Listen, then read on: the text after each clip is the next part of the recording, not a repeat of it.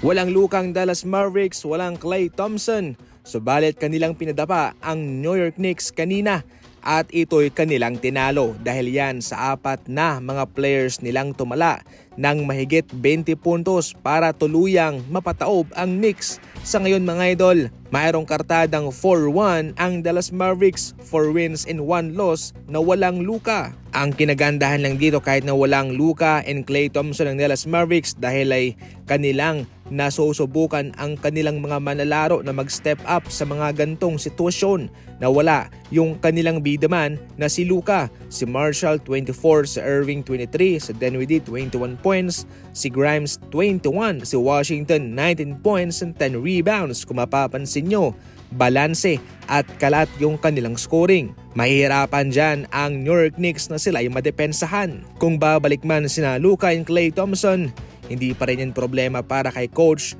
Jason Kidd dahil kahit papano alam niya na yung mga combination na gagamitin niya sa mga laban niya mga idol.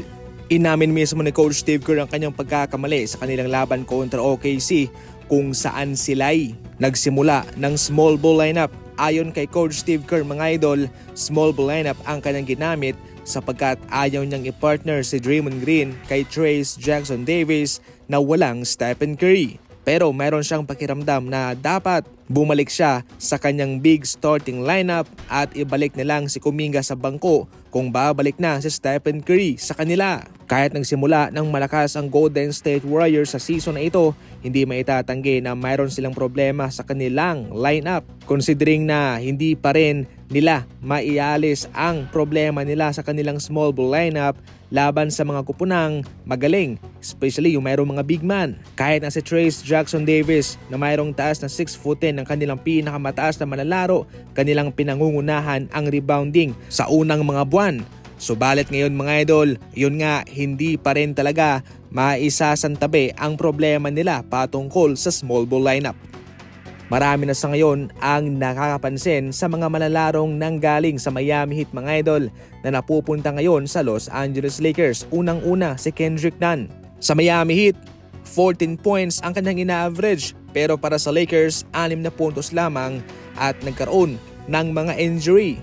Si Gabe Vincent naman sa kanyang final season sa Miami Heat, 9 points ang kanyang ina-average at nagpapaulan ng 3. Subalit ngayon sa Lakers, 3 points lamang ang kanyang ina-average. Ito lang ba yung nagkataon o ganito talaga?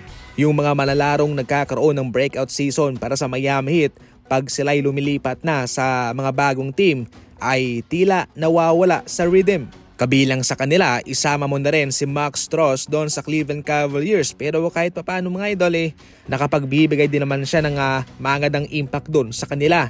Itong sina Gabe Vincent lang and Kendrick Nunn ang napapansin sa ngayon na pagkatapos doon sa Miami Heat, ngayon sa mga bagong team nila ay tila hindi na marunong maglaro.